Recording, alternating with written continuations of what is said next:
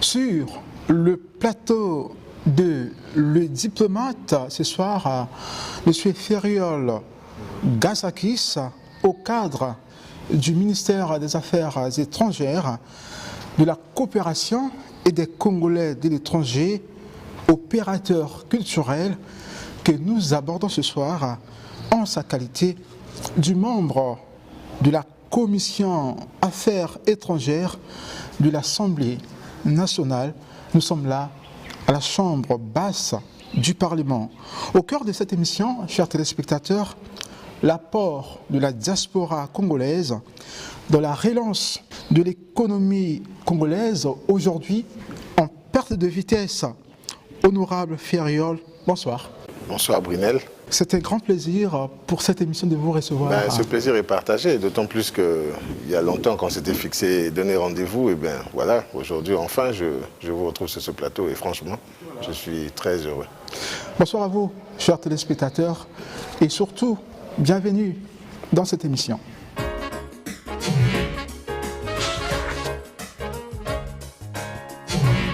Honorable, auparavant, ministère des Affaires étrangères, de la coopération, et depuis un certain moment, ministère des Affaires étrangères, de la coopération et des Congolais de l'étranger.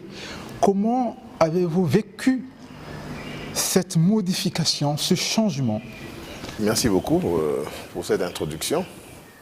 Mais permettez-moi de rappeler, lorsque vous avez présenté tantôt la commission, qu'elle s'occupe aussi justement des Congolais de l'étranger. C'est important à relever. Et donc, cette appellation, ce qui fait du ministère des Affaires étrangères un ministère hybride, il faut l'interpréter comme le signe justement du gouvernement, partant de la République du Congo, de donner une importance, une signification particulière justement aux Congolais de l'étranger. Donc c'est justement cette volonté qui est manifestée de marquer le fait que la diaspora désormais doit prendre une place plus importante, notamment dans le processus de développement de notre pays. Décryptage des concepts oblige, honorable. Est-ce qu'il y a une différence entre Congolais de l'étranger ou Congolais de la diaspora? On peut dire que c'est sensiblement la même définition. En réalité, la diaspora, vous savez très bien que lorsqu'on parle de diaspora, c'est un terme générique et qui fait beaucoup plus allusion à l'histoire. Lorsqu'on parle de diaspora, on l'assimile aux Juifs, voilà, hein, qui s'en allaient de Babylone, n'est-ce pas? Et après, ça a pris une certaine connotation, mais c'est beaucoup plus, on va dire, le lien affectif, c'est-à-dire que ce sont ces émigrants qui vont vers des pays de destination et qui, ma foi, conservent justement ce lien affectif, psychologique envers leur pays justement d'origine. Honorable député, un Congolais qui vit par exemple en RDC, à 5 minutes nautiques de Brazzaville, est-ce qu'il peut être considéré comme faisant partie de la diaspora? Bon, vous avez pris un exemple assez spécial, celui de la RDC, notamment avec les capitales les plus rapprochées du monde. Mais qu'à cela ne tienne, ce sont des entités territoriales bien définies. D'un côté, vous avez la RDC, de l'autre, la République du Congo. Ça veut dire que la diaspora, ce sont ces Congolais-là qui ont décidé de s'établir quelque part dans un autre pays, ce qu'on appelle le pays de destination, pour un temps aussi limité soit-il ou plus long, mais qui ont gardé justement ce lien psychologique, ce lien affectif avec leur pays d'origine, à l'occurrence la République du Congo. Donc oui, évidemment, il y a une forte diaspora justement qui est représentée en RDC. Donc le concept de diaspora ou Congolais de l'étranger n'est pas l'apanage, j'ai envie de dire, l'exclusivité de ceux qui habitent l'Europe. Ah, bien sûr que non. En général et la France en particulier. Bien sûr que non. Il y a plusieurs sortes de diaspora. La diaspora, on la retrouve un peu disséminée à travers le monde. Elle est partout à travers le monde. Puisque nous parlons de la France, de l'Europe, permettez-moi de relever une particularité avec, aujourd'hui, le redoutable phénomène des combattants. Comment est-ce que vous vivez ce phénomène? Comment est-ce que vous appréciez ce phénomène? Bon, je l'apprécie assez mal parce que vous avez sans doute suivi mon intervention à l'Assemblée lorsque j'ai interpellé le gouvernement pour savoir un peu quelles dispositions étaient prises pour sécuriser les Congolais de manière générale qui souvent se retrouvent agressés. Donc j'apprécie assez mal cette difficulté. En fait, c'est un pincement au cœur parce que ce sont des Congolais qui s'entre-déchirent. Et en réalité, ça n'est que la conséquence d'une certaine incompréhension. Donc on ne peut pas faire l'apologie de la violence un peu partout. J'en veux pour preuve ce qui se passe un peu, la question sécuritaire dans la région du Poul. Vous avez bien vu comment aujourd'hui on est en train de la régler. On a bien compris, tous les Congolais, qu'il faille passer par le dialogue. Il faut qu'on puisse échanger pour qu'on se comprenne et après qu'on surmonte donc ces contradictions. Je ne peux pas donner du crédit en Europe, en particulier en France, un peu cette violence comme ça, tous azimuts. Je ne dirais pas qu'elle est gratuite, mais elle préfigure un certain mal-être. Et moi, je pense que la plupart de ces Congolais qui s'adonnent à la violence se considèrent comme rejetés, exclus, marginalisés. C'est pourquoi je dis qu'il faut privilégier le dialogue pour qu'on se comprenne mieux et que chacun participe justement à cet effort de reconstruction du pays.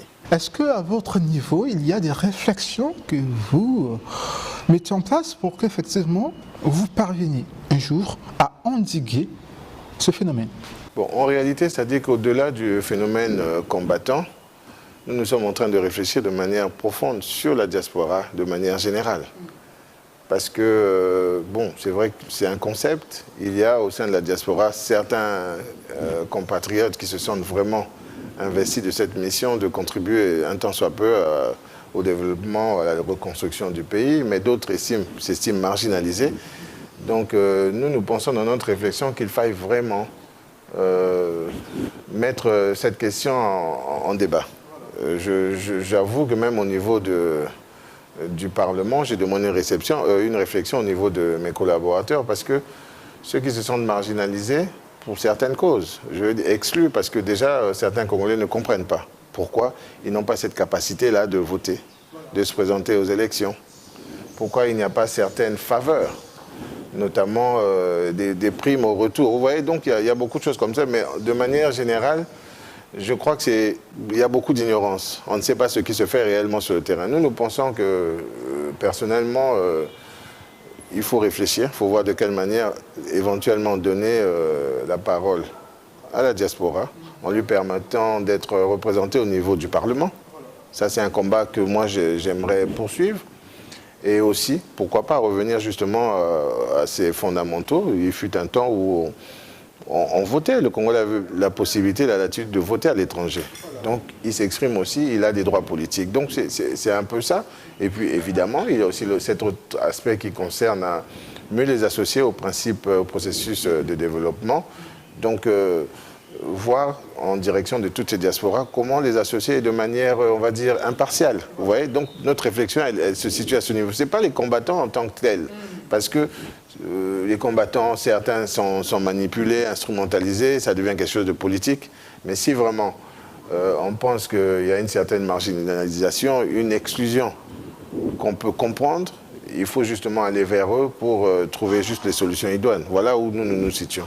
Honorable député, est-ce que vous croyez, comme moi, que cette diaspora, en cette période où le Congo est en train de traverser les déserts, est-ce que vous pensez que cette diaspora a une responsabilité compte tenu de la relance de l'économie nationale? Mais absolument, j'en suis entièrement convaincu. Vous savez, bon, on ne va pas parler des process qui se développent actuellement au niveau des Nations Unies, mais je vous donne juste un chiffre. En 2010, l'apport de la diaspora a atteint les 400 milliards de dollars.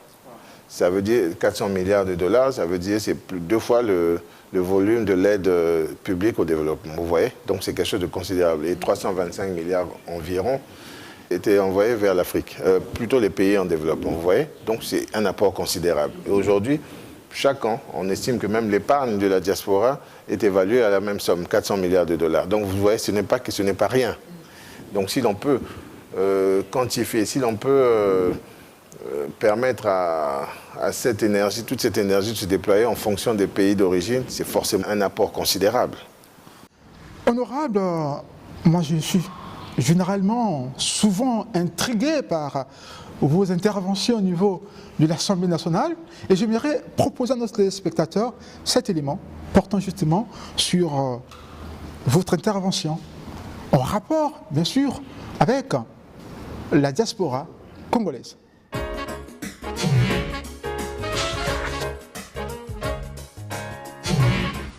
Bien, le suivant, honorable Fiorel Constant Patrick Gassakis. Vous avez la parole. Merci, honorable président. Monsieur le Premier ministre, chef du gouvernement, notre pays assiste depuis un certain temps, avec une certaine impuissance, à des agressions physiques à l'endroit de nos compatriotes dans les villes d'Europe occidentale et même en Amérique du Nord, plus particulièrement au Canada, avec détérioration de biens et de patrimoine, tant privé que public, par des bandes organisées qui foutent au pied le principe de l'inviolabilité des représentations diplomatiques, s'identifiant tantôt comme des combattants, des révoltés, des indignés du 242, j'en passe. Notre ambassade de Paris en République française en a souvent fait les frais et certaines résidences de compatriotes ont été saccagées.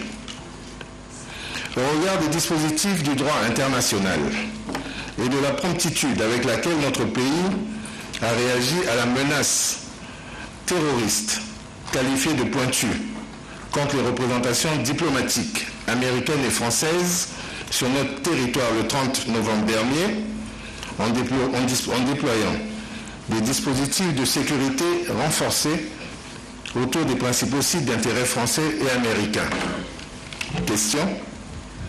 Monsieur le Premier ministre, chef du gouvernement, pouvez-vous nous édifier sur les démarches entreprises avec les différents États concernés et les dispositions prises par votre gouvernement afin de mettre fin au vandalisme ambiant et ainsi permettre de mieux sécuriser et protéger les symboles de notre souveraineté et nos ressortissants à l'extérieur? La dernière question, c'était l'honorable Fiorel Constant Patrick Gassakis. Il parle de relations avec l'international, où on attaque nos ambassades, nos diplomates. Oui, ce qui s'est passé à Paris est connu, et ce n'est pas la seule fois. Mais la Convention de 1961, elle fait obligation aux États de protéger les diplomates que vous logez chez vous.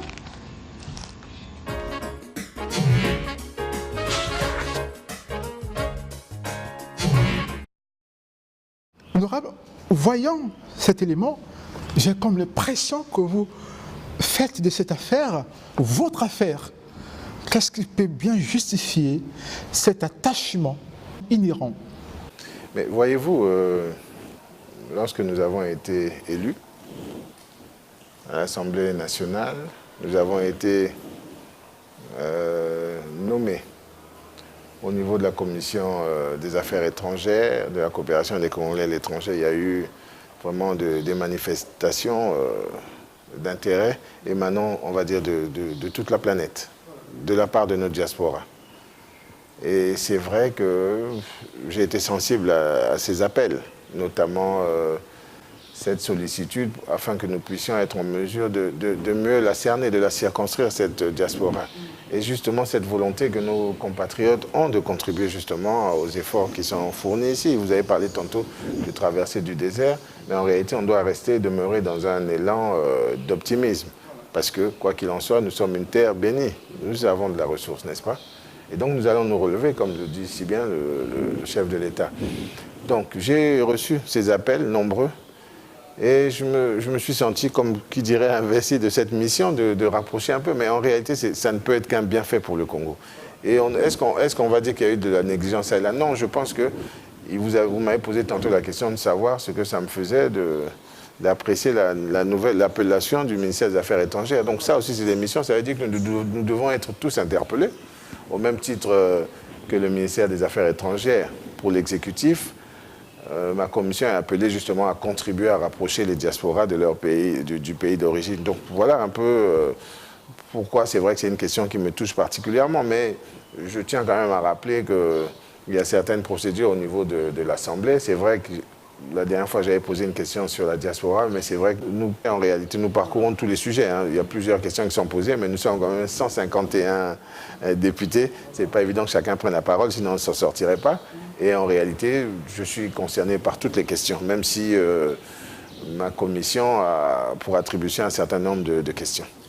Honorable, vous avez récemment effectué un voyage à Paris, en France, pour être précis.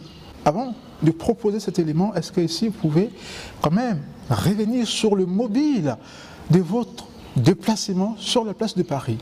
Mais vous savez, il n'y a aucune ambiguïté. Hein. Chaque fois qu'il y a un déplacement à l'extérieur du Congo, pour quelque motif que ce soit, il faut le lier à nos obligations, à cet appel que j'ai évoqué tantôt concernant la diaspora. Donc j'ai voulu le mettre à profit, ce court séjour. C'était un séjour, on va le dire, privé. Mais j'ai voulu le mettre à profit justement pour pouvoir échanger avec tous ceux de la diaspora qui avaient ces prédispositions. Et vous avez vu comment ça a très rapidement sensibilisé nos amis de la communication là-bas. Les médias se sont très vite rapprochés de moi. Je voudrais penser à Martial Pos. Oui, absolument. Martial Pos, qui est un brave jeune homme, qui a estimé que, comme vous, que j'avais quelque chose à dire sur la question et qui se sent maintenant un peu de cette diaspora et qui la connaît un peu mieux parce qu'il vit désormais en France. Et d'autres aussi. Il y a Anne-Marie Goma, Marie-Alfred Goma, et d'autres, j'en passe, Yann Akomo, et beaucoup d'autres qui sont venus.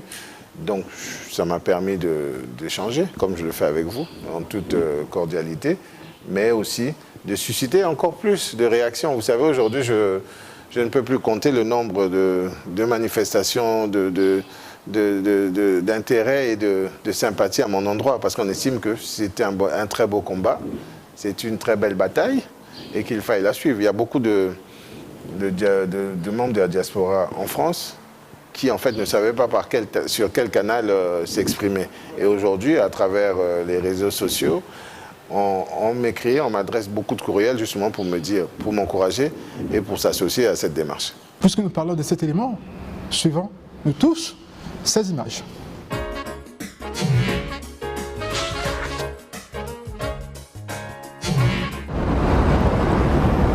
C'était l'année dernière au Parlement congolais, le député Ferrelon Gassakis avait intervenu en se posant la question sur la sécurité des Congolais à l'étranger, mais également des biens du Congo à l'étranger. Nous l'avons rencontré ici sur la place de Paris de façon simple. Voici comment est-ce qu'il nous explique cette préoccupation.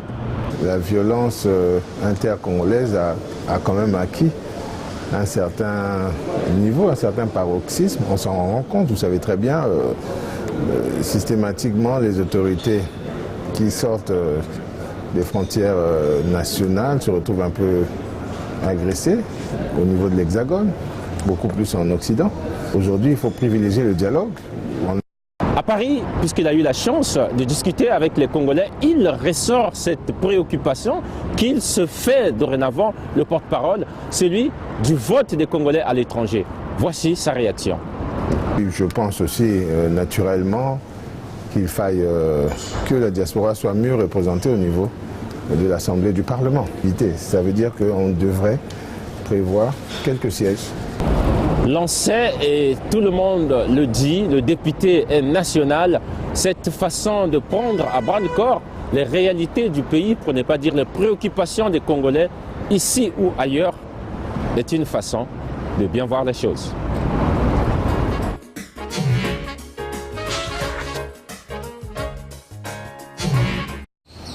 D'après vous, M. Ferrelon Gassakis, dans quel domaine est-ce que cette diaspora que nous avons suivie, juste un échantillon hein, à travers ces images, est capable d'apporter sa pierre à l'édifice du Congo? Dans tous les domaines. En fait, il s'agit d'expertise. Nous avons la chance d'avoir des Congolais représentés un peu partout sur la surface du globe. Et il faut le rappeler, certains programmes qui sont exécutés, notamment, je pense à cette plateforme non contraignante, informelle, qui s'appelle le Forum mondial des migrations pour le développement. Ça comprend pratiquement tous les États du système des Nations Unies et ils réfléchissent. C'est une plateforme de réflexion justement pour voir comment mieux rentabiliser les diasporas et donc gérer les flux migratoires et permettre à terme que ces migrants puissent revenir dans leur pays d'origine. Mais il y a des réflexions qui sont tellement pertinentes. Cette plateforme a permis la rédaction d'un manuel, comment associer les diasporas au développement de leur pays d'origine. C'est formidable. Donc, il y a des essais qui sont faits comme ça. C'est une plateforme qui existe depuis 2007, relativement récent. Vous avez aussi, ça c'est un peu plus ancien, c'est l'Organisation internationale pour les migrations, l'OIM, qui existe depuis 1951. Et là, il y a des programmes aussi qui sont faits, parce que ce qu'il faut savoir, c'est que même au niveau du Congo, notre pays, il y a eu certaines expériences, notamment en 2014, au niveau du ministère des Affaires étrangères. Cet organisme international avait placé, comme ça, en 2014, une cellule de mobilisation pour la diaspora. Et donc, le but était de pouvoir ramener les compétences, l'expertise des expatriés nationaux pour un temps relatif, mais ils devaient amener cette compétence au niveau du pays. Donc, on a eu certaines expériences comme ça, mais à mon avis, on ne les a pas suivis jusqu'au bout. Vous voyez, je vous parle de 2014, mais ça aurait dû se prolonger. Donc, il y a beaucoup de choses à faire. Il y a des procédures qui existent, il faut les connaître. Notre mission touche quasiment à sa fin. Déjà, vous êtes opérateur. Vous êtes opérateur culturel de notre pays, un opérateur de renom. Je l'ai dit dans mon introduction. Est-ce que ici, vous pouvez quand même faire un rapprochement entre la diaspora congolaise, la culture et justement la relance de notre économie? Bon, vous savez qu'il y a... Merci pour cette question, qui est un peu celle qui nous permet de pencher vers la fin. Mais je veux vous répondre ceci, c'est-à-dire qu'il y a deux secteurs particuliers pour lesquels la diaspora peut s'exprimer de manière encore plus agressive, plus symbolique, significative. Ce sont la culture et le tourisme, n'est-ce pas? À travers la diaspora qui est fortement représentée à l'extérieur, on peut mieux vendre le pays, vous voyez. À travers nos artistes, on peut organiser comme ça des salons, des rencontres sous différents thèmes culturels. Et au niveau du tourisme, justement, on peut venir faire découvrir notre pays. Vous voyez, dans un site comme celui-ci, beaucoup de gens l'ont découvert après. Et la diaspora, souvent, elle ne sait pas. Elle veut investir, elle veut s'investir, elle ne sait pas dans quoi s'investir. Et souvent, le tourisme est vraiment la porte d'entrée la plus bénéfique. Donc, vous voyez, bon, en ce qui concerne la culture, il y a beaucoup d'aspects. Ai-je besoin de vous parler des arts plastiques, par exemple? Vous voyez, en ce moment, beaucoup de gens se sont déplacés, viennent dans notre ville capitale pour apprécier les œuvres de Goten. Vous voyez? Bon, je ne dirais pas que Goten, c'est quelqu'un de la diaspora, mais je pense à Rod Sheba Makumbu, qui fait de très belles choses à l'extérieur, en Belgique. Donc voilà, ça c'est un renom pour le Congo et forcément, c'est un apport de plus. Est-ce qu'à travers vos concepts, que vous connaissez mieux que quiconque, vous ne comptez pas aussi intéresser plus les diasporas pour booster effectivement l'économie via la culture? Absolument, c'est-à-dire que bon, je veux au passage saluer un concept comme celui de mon cher frère Beethoven, la Nuit du Congo A, qui permet justement non seulement d'exporter la musique du Congo, mais aussi de l'importer, parce qu'après, c'est les contacts avec la diaspora et ça crée beaucoup de richesses. Hein, n'est-ce pas? Oui, c'est vrai que nous y réfléchissons, mais vous voyez bien qu'on a... les buts qu'on s'assigne sont très nombreux, donc ce n'est pas très évident. Mais en fait, aujourd'hui, je suis beaucoup plus dans cette posture-là où il faut encourager, il faut soutenir les bonnes volontés, les bonnes âmes qui font de grandes choses. En matière culturelle, cela s'entend. Parce que notre émission touche à sa fin, vu le temps qui nous est imparti, vous avez la possibilité de dire un mot de la fin. Bon, alors, mot de la fin, c'est vrai qu'il y a beaucoup de choses à dire, mais je reviens un peu sur les process qui existent déjà. Il est important que nous associons les diasporas à notre développement socio-humain. Il est très important parce que nombreux parmi ces Congolais, nous avons la chance de voyager et de constater qu'il y a des frustrations, des marginalisations. Donc je reviens un peu sur ces questions. Je pense que les Congolais doivent jouir de leurs droits politiques, quel que soit leur emplacement. Il faudrait aussi qu'il y ait des primes comme ça de retour. Nombreux sont ceux qui veulent revenir. Donc moi j'insiste et en direction des autorités, des pouvoirs publics pour dire qu'il faille tendre la main à tout cela qui paraissent même violents, mais en réalité c'est une manière de s'exprimer pour exister. Et moi je suis dans cette perception, dans cette dynamique, je suis vraiment dans cette perception, cette conviction. Et je pense qu'il faille faire quelque chose pour la diaspora parce que l'apport de la diaspora est inestimable sur tous les plans. Elle est considérable. On la voit aussi bien en Afrique, en Amérique, en Europe qu'ailleurs. En fait, je cible ces 3 zones qui sont les plus importantes. Mais il faut que l'on fasse quelque chose, un clin d'œil en direction de la diaspora. Nous avons l'obligation de montrer un signe. Mais je pense que ce signe a même été, d'une certaine manière, c'est simple. Je disais tantôt, il faut voir comment se règle la question sécuritaire au niveau du pôle. Il faut prendre cet exemple. C'est vrai qu'on peut, nous sommes Congolais, nous avons un bien commun. Il faut le conserver, le préserver ensemble. Voilà en fait ce que je veux dire par rapport à cela. Et puis, épuiser quand même de manière efficiente toutes les occasions qui s'offrent. Je pense, j'aurais aimé parler aussi d'un programme qui s'appelle le Top 10. C'est le transfert des connaissances justement acquises par nos expatriés nationaux. Et ce programme est animé, organisé par le PNUD. Donc ça permet justement de permettre à tous nos frères, nos parents de la diaspora de venir pour mettre à contribution leur expérience. Vous voyez, il y a certains programmes qui sont comme ça qu'il faudrait poursuivre, notamment au niveau des affaires étrangères. Il faudrait qu'il y ait une plus grande lisibilité, qu'on sente réellement notre volonté, parce que la volonté, elle a déjà été affichée. Nous suivons un peu à l'instar de tout ce qui se fait. Je vais évoquer tantôt le Forum mondial des migrations pour le développement. Le Congo devrait être plus incisif, plus représenté au sein de ces institutions, de ces réflexions. Ce n'est pas vraiment le cas actuellement. Et donc mon mot de la fin, ce sera celui-là, que nous soyons plus actifs dans cette quête-là de rassemblement, de rapprochement avec toutes nos diasporas qui sont éparpillées. Nous aurions voulu vous aborder sur le thème portant sur la diplomatie parlementaire. Nous espérons que prochainement, on aura l'occasion d'en parler. Je suis tout à vous, mon cher Brunel, quand vous voulez. Vous avez compris, chers téléspectateurs, notre émission touche à sa fin.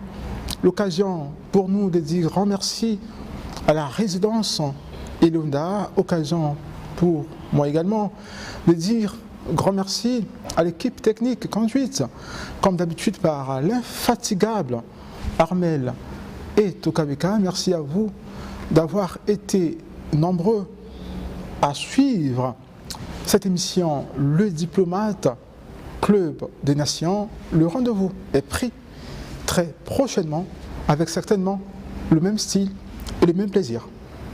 Merci.